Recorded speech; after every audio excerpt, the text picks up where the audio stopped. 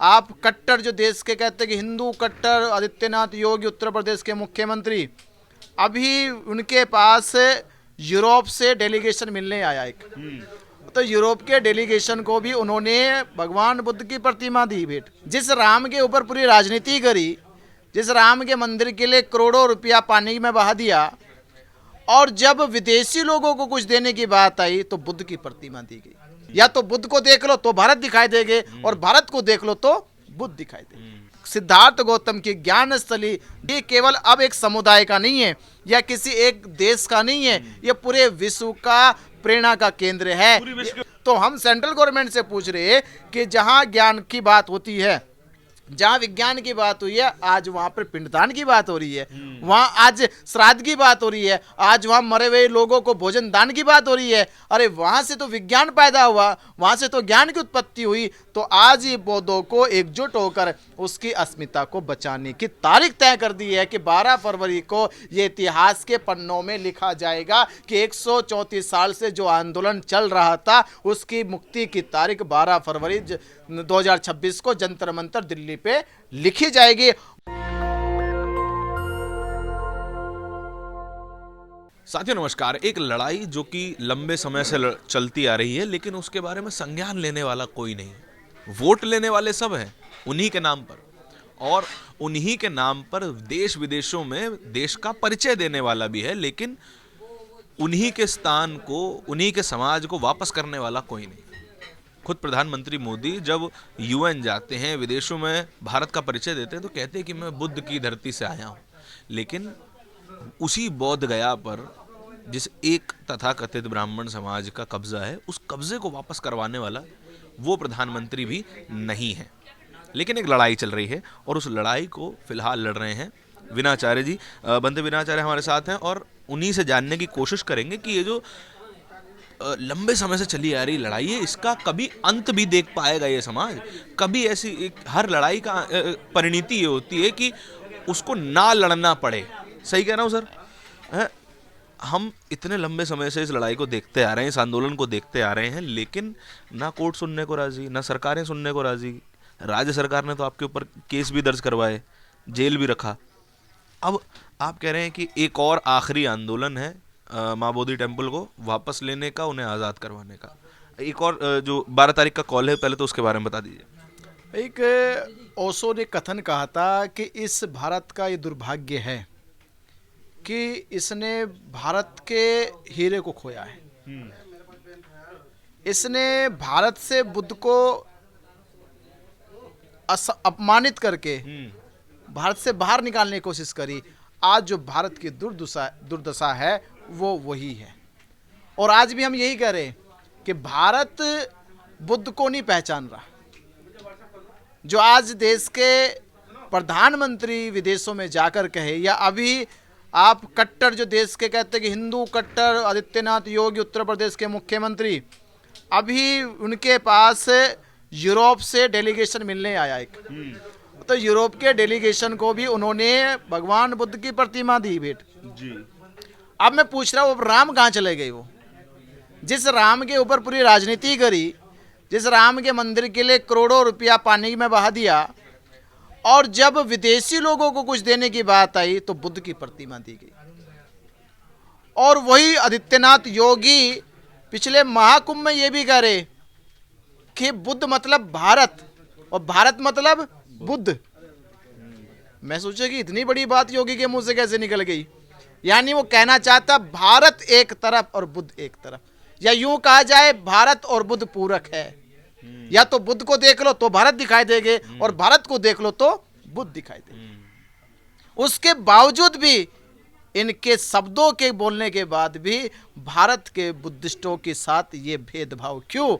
कि सिद्धार्थ गौतम की ज्ञान स्थली, जहां सिद्धार्थ गौतम को ज्ञान प्राप्त हुआ, वो ज्ञान की स्थली, वो प्रेरणा की स्थली, वो एक परिवर्तन का केंद्र, जिसको जून 2002 में यूनेस्को ने विश्व की धरोहर घोषित कर दिया कि केवल अब एक समुदाय का नहीं है या किसी एक देश का नहीं है, ये पूरे विश्व का प्रेरणा का केंद्र है। पूरी विश्व के ऊपर जिम्मेदारी है उसको बचाए रखने की, और खास तौर पे केंद्र सरकार की, जहां केंद्र सरकार के लोग पलड़ा या अपना पलड़ा झाड़ तो कहते हैं कि ये तो बिहार सरकार की बात है, तो बिहार सरकार यूनेस्को में नहीं आती है, सेंट्रल गवर्नमेंट यूनेस्को में सदस्य होती है। तो यूनेस्को को रिपोर्ट करने का काम बिहार गवर्नमेंट का नहीं है, वो सेंट्रल गवर्नमेंट का काम होता है कि हमारे पास जो विश्व की धरोहर महाबोधि महाविहार है उसका रख रखाव की जिम्मेदारी सेंट्रल गवर्नमेंट के पास है। तो हम सेंट्रल गवर्नमेंट से पूछ रहे हैं कि जहां ज्ञान की बात होती है, जहां विज्ञान की बात हुई है, आज वहां पर पिंडदान की बात हो रही है, वहां आज श्राद्ध की बात हो रही है, आज वहां मरे हुए लोगों को भोजन दान की बात हो रही है। अरे वहां से तो विज्ञान पैदा हुआ, वहां से तो ज्ञान की उत्पत्ति हुई। तो आज ये बौद्धों को एकजुट होकर उसकी अस्मिता को बचाने की तारीख तय कर दी है कि 12 फरवरी को ये इतिहास के पन्नों में लिखा जाएगा कि 134 साल से जो आंदोलन चल रहा था उसकी मुक्ति की तारीख 12 फरवरी 2026 को जंतर मंतर दिल्ली पे लिखी जाएगी। और हमें पूरा विश्वास है, पूरे भिक्खु संघ को विश्वास है कि ये पवित्र आंदोलन अब बौद्धों का सम्मान का आंदोलन बन गया है और 12 फरवरी को इसमें सफलता जरूर मिलेगी। सर कुछ क्रिटिकल सवाल भी यहाँ पे मैं मेंशन करना चाहता हूँ कि जहाँ पर महाबोधि विहार है वहाँ पर बौद्धिस्ट परंपरा से भी पूजा अर्चना होती है, हिंदू परंपरा से भी होती है। तो ये भी तो कहा जा सकता है कि बुद्ध को मानने वाले हिंदू भी हैं, बौद्धिस्ट भी हैं, तो दोनों को अधिकार क्यों ना हो? क्योंकि दोनों का आधा आधा हिस्सा है ना। बिल्कुल, दोनों का आधा आधा हिस्सा छोड़िए, हम तो कह रहे पूरा हिस्सा ले जाओ ना। हम कब करेंगे? आधा क्यों करना चाहते हैं आप? अब एक बात बताए, आपके पास 2 आंखें हैं, बोले कि एक आंख मुझे दे दो, तो आप क्या जैसे थे वैसे रहोगे? नहीं रह सकते। आप इतना ही कर सकते हो, मैं देख रहा हूं तुम चलो। बुद्ध ऐसे दार्शनिक है, बुद्ध के ही दर्शन को पढ़कर देखना होगा, वहां मिलावट तो नहीं कर सकते। हम ये नहीं करें कि तुम मत आओ खूब सारे के सारे ब्राह्मण आ जाओ, सारे के सारे क्षत्रिय आ जाओ। या मैं कह रहा हूं देश के तमाम जो अपने आप को हिंदू कहने पे गर्व कर रहे थे, मैं कह रहा कि ये गर्व अब छोड़ दो, अब तुम बौद्ध होने पे गर्व करो। और सारे भारत के हिंदू, सारे भारत के ब्राह्मण, ये सब राम के, कृष्ण के या दुर्गा के, काली के मंदिरों से बाहर निकलो और सब महाबोधि महाविहार में आओ। पर कैसे? जैसे बुद्ध के समय ब्राह्मण आए थे। वो सारा विकार, वो सारी बुराई, वो सारा द्वेष, वो सारा ब्राह्मण तंत्र त्याग कराओ, एक सन्यासी भिक्षु बनकर आओ, जो एक आम व्यक्ति के बराबर बैठकर खाना खाए, जो अपना वो पुरोहितवाद छोड़कर आए, अपना वो ब्राह्मण वर्चस्व छोड़ के आए, एक ऐसा साधक बन के आओ जिसकी वाणी में, जिसके मन में, जिसकी काया में कोई दोष ना हो, दोष रहित रहकर बुद्ध के कल्याण के, बुद्ध के इतना तो बड़ा असंभव हो जाएगा कि अगर आप तमाम ब्राह्मणों को, तमाम हिंदुओं को बोल रहे हैं कि अगर आप आना है तो केवल बुद्ध के रास्ते पे आ सकते हैं। भगवान बुद्ध को तो हिंदुओं ने भी अपने 7वें अवतार, 8वें अवतार के बारे में के रूप में माना। तो मैं कह रहा हूँ कि राम मेरे चचेरे भाई थे, बोलो तो प्रॉपर्टी जो राम की है वो मेरे नाम होनी चाहिए। मैं कह रहा हूँ कृष्ण भी मेरे चचेरे भाई थे, अब बोलो क्या करोगे? अब दोनों मुझे, मैं भी तो उनके वंश से ही हूं ना। मेरा ब्लड चेक कर लो, कृष्ण का ब्लड चेक कर लो, मेरा ब्लड चेक कर लो, राम का ब्लड चेक कर लो, एक ही मिलेगा। तो क्या राम मंदिर मेरा होना चाहिए? क्या वृंदावन का मंदिर मेरा होना चाहिए? मैं भी दावा कर रहा हूं। सवाल दावे से नहीं है, भारत में सिद्धांत और दर्शन देखा जाता है। फिलॉसफी किसकी है? भारत में प्राचीन काल में 9 दर्शन बनाए गए कि 9 दर्शन ये है। ये 9 दर्शनों की शिक्षा ऐसे डिफरेंट है। 9 शिक्षाओं के आधार पर 9 आइडियोलॉजी पैदा की गई, 9 मार्गदर्शक पैदा किए गए। उनका किसी जन्म से, किसी का जाति से, किसी की परंपरा से संबंध नहीं था, उनकी फिलॉसफी से संबंध था। तो मैं ये कह रहा, बुद्ध की फिलॉसफी बुद्ध की है, वो राम की नहीं है। बुद्ध की फिलॉसफी बुद्ध की है। साथ में राम के साथ भी अगर बुद्ध को भी माना जाए तो उसमें बुराई कहाँ है? वो तो ये तो हिंदू लोग भी कह रहे हैं कि बुद्ध सबसे बड़े शांति के प्रतीक हैं, जिन्होंने पूरे विश्व को शांति का संदेश दिया। ये तो हिंदू लोग भी कह रहे हैं ना। बिल्कुल कह रहे हैं, पर मुझे एक चीज बताया जाए, किसी चीज की मौलिकता कब तक सही है? जब तक वो मूल्यवान है। और भारत की आप देखो, जो विश्व की सबसे प्रसिद्ध चीज है, या भारत में चले जाओ, जैसे आप जाते हो कहाँ, जब विश्व धरोहर हो गई या ये पर्यटक स्थल हो गया, आपको वहां पे मना है कि आप इसकी ईंट को भी खरोच नहीं सकते, क्योंकि इसकी मौलिकता भंग मत करो। मौलिकता भंग हो जाएगी तो इतिहास भंग हो जाएगा। सवाल में ये नहीं कि आओ मत, आओ सब, पर बुद्ध की मौलिकता बुद्ध की है। सही बात। आप वहां पिंडदान क्यों कर रहे हैं? आप वहां आओ, बुद्ध के साथ बुद्ध के जैसे हो जाओ। हम ये नहीं करें कि आप नहीं आओ, ब्राह्मण बन के भी आ जाओ, क्षत्रिय बन के आओ, कोई भी बन के आ जाओ, पर जहां पे आए उसकी मौलिकता को तो ना बिगाड़ो। मौलिकता को पिंडदान बिगाड़ा वाली गया, परंपरा, जो ये परंपरा गौदान की वाली गई है, परंपरा। जो पिंडदान शुरू किया गया, जो शिवलिंग बनाया गया, जो वहां गणेश बैठाया गया, जो वहां मूर्तियों को दूसरी तरह से रूपांतरित करके उनका परिचय कराया जा रहा है कि ये तो 5 पांडव है। अरे मैं उसी धरती से आया हूं जहां से तुम्हारे 5 पांडवों का इतिहास लिखा गया है। ये हमारे हस्तिनापुर में लिखा गया उनका इतिहास। तो जो पांडव गया वाले जो पंडे हैं, उनको क्या मालूम कि 5 पांडवों की हिस्टोरी जो है वो गया में नहीं लिखी गई, वो हस्तिनापुर मेरठ में लिखी गई है। पूरे महाभारत का जो इतिहास है वो हमारे यहाँ हस्तिनापुर में बैठ के लिखा गया। तो वो क्या जाने, जो बुद्ध की प्रतिमा को ऐसे जो दुर्वीकरण कर रहे हैं, जो उनका रूपांतरण गलत तरीके से कर रहे हैं, ये उनके खिलाफ है। और विशेष हम तो भारत सरकार से कहेंगे कि भारत सरकार की जिम्मेदारी है कि बुद्ध की मौलिकता को भी किसी प्रकार से भंग ना किया जाए। उसके मूल जो अवशेष है, जो मूल उनके चिन्ह है, जो मूल शिक्षा है, वो जैसी है वैसी रहे।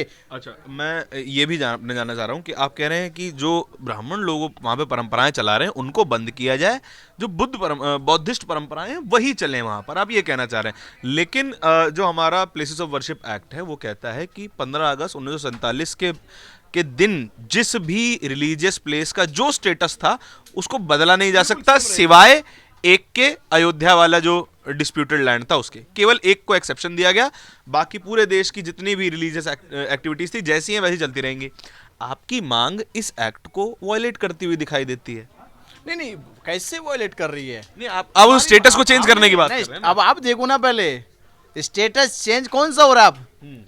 आप जिसकी जो एक्ट बना वो कह रहा है कि उसकी मूल जो आकृति है, मूल उसकी जो वर्शिप है, उसमें कोई चेंज नहीं होना चाहिए। मूल का मतलब क्या है? वो तो कह रहे हैं कि 15 अगस्त को जिस तरीके की प्रक्रिया चल रही, 15 अगस्त 1947 को जो प्रक्रिया चल रही थी वही प्रक्रिया रह सकती है, उसको बदला नहीं जा सकता। मतलब ये नहीं कि बनी है मूल, वो कह रहे हैं कि इसकी मूल जो बनी हुई है चल नहीं रही है। चलने का मतलब क्या होता है कि अगर कानून में किसी ने कहा भाई हम तो यहाँ पर, जैसे तमिलनाडु के कुछ मंदिर थे, यहाँ पे देवदासी प्रथा चल रही थी, तो क्या उसको चालू रखा जाए? कुछ जगह परंपरा चल रही थी, प्रथाओं को तो बंद। ये कुप्रथा है। यानी प्रथाएं जो वैज्ञानिक नहीं है, जो जनहित की नहीं है, जो धार्मिक नहीं है, वो सब कुप्रथा हो गई। तो पिंडदान बौद्ध शिक्षाओं के अनुसार कुप्रथा ही है, पाखंडी है, अंधविश्वास ही है। और संविधान का अनुच्छेद 51 तो कह रहा है कि अंधविश्वास के खिलाफ जाना चाहिए संविधान को, और क्या होगा, अंधविश्वास को रोकने के लिए सरकार को कदम उठाने चाहिए, टेम्परामेंट को प्रमोट करना चाहिए। तो हम तो खुद कह रहे हैं कि क्या या तो सिद्ध करे कि जो लोग मर गए हैं, क्या उन मरे हुए लोगों को भोजन भेजने का विज्ञान है? ये तो सिद्ध करते वो लोग। सही बात। भाई जो भोजन भेजेंगे, आपके पूर्वज मर गए, हम उनको खाना भेज रहे, तो विज्ञान सिद्ध कर देना, नहीं तो उसको मानना पड़ेगा। ऐसा पोस्टल सर्विस, क्या पता है ऐसी पोस्टल सर्विस ब्राह्मणों के पास हो कि मान लीजिए अगर मेरे दादाजी को बटर चिकन बहुत पसंद था, उन्हें भिजवाना है, तो क्या पता ब्राह्मणों के पास कोई ऐसा पोस्टल सर्विस हो, उन्होंने वहां पे एक सेंटर खोला हो अपना। तो मैं कह रहा हूँ उनको इतने दूर दूर ही क्यों भेज रहे? पास ही बिठा कर खिला दो ना। हाँ, बुलवा ही लो, अच्छा है। अरे भाई उतना दूर भेजने की क्या जरूरत है? हाँ। बीच में सड़ जाएगा, खराब हो जाएगा। और आज तो करप्शन इतना है, बीच में लूट जाए क्या पता, क्योंकि दूरी है ना बहुत, और दूरी है, बीच में राक्षस भी मिल सकते हैं, चुड़ैल भी मिल सकती है, खोकार लोग भी मिल सकते, जानवर भी तो मिल सकते हैं। भाई वो जा रहा है ऐसे, दुनिया में लाखों जानवर, लाखों इंसान मर चुके, किसी के हो सकता है पूर्वज को ना भेजता कोई खाना, भूखे तो होगी। आप खाना भेज रहे हो, वहां एक आदमी का भेज रहे हो, 100 भूखे बैठे हो, क्या मिलेगा आपके दादा को खाना? वो बेहतर होगा कि दादा को वहीं से यहीं ले आओ। अच्छा, ये तो क्या गारंटी हो मिला नहीं मिला उनको। और नानक साहब ने सीधा उनको जवाब दिया, रे भाई मेरा फेंका हुआ पानी मेरे खलियान तक नहीं जा सकता, ये जो अभी यहाँ 100 मीटर दूर है, और तुम्हारा खाना यहाँ से वहां चला जाएगा, जिसे तुम कहते कल्प युगों तक दूर है, वो वहां तक चला जाएगा। तो ये पाखंड अंधविश्वास क्यों वहाँ पे हो रहा? मैं तो एक चीज़ और कह दूँ आपको, ये सारी परंपरा वहाँ पे क्यों हो रही? इतिहास में उनके ही लिखा हुआ है कि जो पिंडदान है, जो श्राद्ध है, बहरहाल उन्हीं की परंपरा है, पर उसका जो विधि विधान है कहाँ पे है? वो विष्णुपद मंदिर में होता है। मैं छोड़ो, इससे भी बात नहीं करता। मैं ये कह रहा बहरहाल ठीक है, जो भी कर रहे तुम्हारी परंपरा, पर परंपरा का जो स्थान चुना गया है वो विष्णुपद मंदिर है, उसी पे अनुष्ठान होना ही तुम्हारी विधि को पूर्ण माना जाएगा।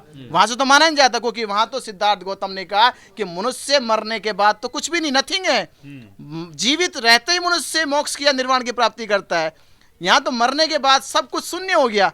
नहीं, हमें तो सपने यही दिखाए जाते हैं, जैसे मैं जिस परिवार में पैदा हुआ, मैं जिस जाति में पैदा हुआ, हमें तो सपने यही दिखाए जाते हैं कि अगर आप ये 5 काम करोगे तो ऊपर एक जगह है, वहाँ पर आपको हर चीज़ मिलेगी, वहाँ पर दूध की नदियाँ होंगी, शहद की नदियाँ होंगी और हर तरह का भोग विलास होगा। हमें तो यही समझाया गया, आप नई कहानी बता रहे हैं हमें, हमारा तो विश्वास खत्म हो जाएगा ना ऐसे। मैं तो ठीक कह रहा है, वहाँ दूध की नदियाँ भी है, वहाँ भोग विलास भी है, वहाँ सोने की थाली में खाना भी है।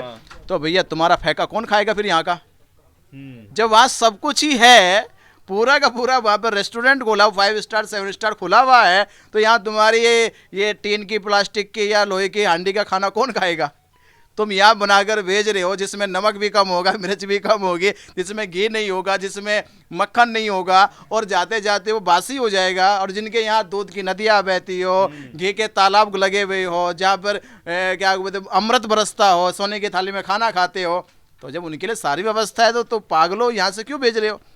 तो ये सारे जो कुप्रथाएं इनकी पूरी तरह से गैर मौलिक है, गैर वैज्ञानिक है और गैर सैद्धांतिक है, जिनका कोई आधार नहीं है। दरअसल भारत को सदियों से ऐसे मूर्ख बनाए रखने की सब परंपराएं है और बुद्ध को पूरी साजिश के तहत इन्होंने यहाँ से मिटाने की कोशिश करी है। केवल यही सवाल है कि बुद्ध ना तो इनसे कल मिटे थे, ना आज मिटेंगे, ना कभी मिटेंगे। ये भारत बुद्ध का था, बुद्ध की धरती और बुद्ध की रहेगी। और वो शंकराचार्य जिनको अभी माघ मेले से स्नान नहीं करना दिया गया, मैं उनको भी कहना चाह रहा हूँ, कहाँ वो अपनी अपनी वो व्यादा गा रहे कि ये भारत बुद्ध का नहीं, ये तो भारत युद्ध का भारत है। तो मैं कहना चाहता हूँ कि भारत बुद्ध का है, युद्ध का नहीं है। और क्यों नहीं है, जब सम्राट अशोक इस देश का सबसे बड़ा ऐसा चक्रवर्ती सम्राट जिसने भारत के नहीं अखंड भारत को जीत के रखा था, जब युद्ध के नाम पर उनसे लड़ने के लिए राजा थर थर कांपते थे, कोई उनसे युद्ध लड़ने को नहीं आता था, तो वो सम्राट ने तलवार को दम के सामने समर्पित कर दिया। इसलिए तब से कहा गया कि ये भारत युद्ध का नहीं, यानी सम्राट के युद्ध का नहीं है, ये बुद्ध के भारत का है, क्योंकि सम्राट अशोक भी यहाँ पे नतमस्तक हो गया। अच्छा, आखिरी सवाल मिलूंगा, आप एक ऐसे व्यक्ति हैं जो कि शांति का संदेश दुनिया भर में दे रहे हैं, उन्हीं बुद्ध के रास्ते पे आप भी चल रहे हैं। बहुत सारे लोग ऐसे हैं इस देश में जो राजनीति के नाम पर अलग अलग जगहों पर खुदाई करवाते हैं, अलग अलग जगहों पर मंदिर ढूंढ रहे हैं, अलग अलग जगहों पर धार्मिक स्थल ढूंढ रहे हैं। हर मस्जिद के नीचे किसी को नया मंदिर मिल जाता है, ताजमहल के नीचे तेजो महल की बात करते हैं। मतलब इसको पॉलिटिकल डिस्कोर्स में ला दिया गया है, उनको आप क्या संदेश देंगे? देखिए, मैं ये संदेश दूंगा, मंदिर, मस्जिद, चर्च, गुरुद्वारे या फिर बुद्ध विहार, सवाल ये है कि ये परंपरा आई कहाँ से। अगर आप पूरे ब्राह्मण तंत्र को देखो तो ब्राह्मणों के यहाँ सन्यासी परंपरा नहीं थी, वो ऋषि होते थे, ऋषि मुनि होते थे, यानी ग्रस्त ऋषि, वो मुनिवर होते थे, ग्रस्त मुनिवर, वो कभी सन्यासी नहीं हुए। भारत में सन्यासी परंपरा ही बौद्धिज्म से और जैनिज्म से आई, ठीक बात, कि जो समर्पित होकर घर छोड़ के निकलते थे, उनके रहने के लिए पहली बार समाज ने विहार बनाए थे, कि जिन्होंने हमारे लिए सब कुछ त्याग कर दिया। ब्राह्मणों के लिए कभी भारत में विहार नहीं बने, ब्राह्मणों के लिए भारत में कोई विहार या मंदिर नहीं बनाए गए, क्योंकि ब्राह्मण घर ही नहीं छोड़ता था। ब्राह्मण तो आज भी ग्रस्त का, आप भारत में देखो जितने कथावाचक हैं, जितने भी शास्त्री है, जितने भी पंडित है, सब गृहस्थी है, सब अपनी लाइफ जीने वाले गए। नहीं, सबके पास मर्सिडीज BMW भी है। वो छोड़ो, उनके साधन है, पर सवाल ये था घर छोड़ने वाले नहीं है। भारत में घर छोड़ने वाले या तो बुद्ध के अनुयायी थे या महावीर के अनुयायी थे, कि भारत के 2 वीर बुद्ध और महावीर, ये 2 भारत के वीर थे केवल, जिन्होंने ये पहले कहा कि हम भले राजघराने में हमारा जन्म हुआ पर राजघराने में मरेंगे नहीं, सन्यासी हो गए। इसलिए समाज को लगा कि जिन्होंने हमारे लिए इतना सब कुछ कर दिया और हमें हमारा मार्गदर्शन करते हैं, हमारे जीवन के लिए श्रेष्ठ शिक्षा देते हैं, उन्होंने कहा कि हमें इनको सुनना चाहिए और इनकी सुनने के लिए हमें इनकी सुव्यवस्थित बनानी चाहिए, इसलिए विहार बनाए गए। तो मैं कहूँगा विहार पहली फाउंडेशन है भारत की। जो आज मंदिर की खुदाई कर रहे हैं, मस्जिद की खुदाई कर रहे हैं और चर्चों की खुदाई कर रहे हैं, इसका मूल जो नींव है, जो इसकी जड़ है, वो बुद्ध विहार है। तो खुद और कहां तक खोदोगे? एक लेयर और थोड़ा वहां नीचे तक चले खोदो, जाइए इसे ना। वहां हाँ। तक खोदो जहां तक ये दफन हुआ, फिर आखिरी तक खोदो उसे। अरे आप जाके देखो, महाबोधि महाविहार कहते 52 फीट नीचे जाके मिला था। हाँ नालंदा जाके देखो 28 फीट नीचे से जाके मिला था। तो आप जो खुदाई की गई है, और वास्तव में जो खुदाई है वो बौद्ध तीर्थ स्थल है, बुद्धों के ही धर्म स्थल है, बुद्धों के ज्ञान स्थल है, जो भारत में निकले जमीन के अंदर से। नहीं तो आप देखो स्वामी विवेकानंद को कौन सी तकलीफ थी, कौन सी पीड़ा थी। उन्होंने स्वयं कहा था कि जगन्नाथ मंदिर किसी जगन्नाथ भगवान का नहीं है। उन्होंने कहा मैंने पूरी रिसर्च कर ली है, ये बुद्ध का बुद्ध विहार है। और भारत में केवल जगन्नाथ नहीं, बद्रीनाथ, केदारनाथ, गंगोत्री धाम जैसे बड़े बड़े जितने भी इन्होंने धाम बनाए हैं, ये सब बुद्ध के विहार है। क्योंकि भिक्षु छोड़ छोड़ के जाते थे ऐसे से जंगलों में, वहीं विहार बनाए जाते थे और वहीं उनकी रहने की व्यवस्था होती थी। ऐसा देश में कोई पंडितों के लिए विहार बना ही नहीं है, ब्राह्मणों के लिए विहार बना ही नहीं है। ब्राह्मण तो अपने घर में रहता था, आज भी रहता और कल भी रहता था। केवल भिक्षु ही बाहर रहते थे जिनके लिए विहार बनाए गए। ठीक है, चलिए देखिए, पूरी तमाम बातचीत के बारे में आपके क्या विचार हैं कमेंट सेक्शन में जरूर बताइएगा। कैमरे के पीछे मेरे साथी तौहीद के साथ मैं धारण, बहुत बहुत धन्यवाद। नेशनल दस्तक की आपसे गुजारिश है कि अगर इसको बचाना चाहते हैं तो नेशनल दस्तक को सब्सक्राइब करने के लिए रेड कलर के सब्सक्राइब बटन को दबाएं, फिर बेल आइकन की घंटी दबाएं। नेशनल दस्तक को बचाने के लिए बहुत जरूरी है कि हर खबर को शेयर करें, लाइक करें, कमेंट जरूर करें।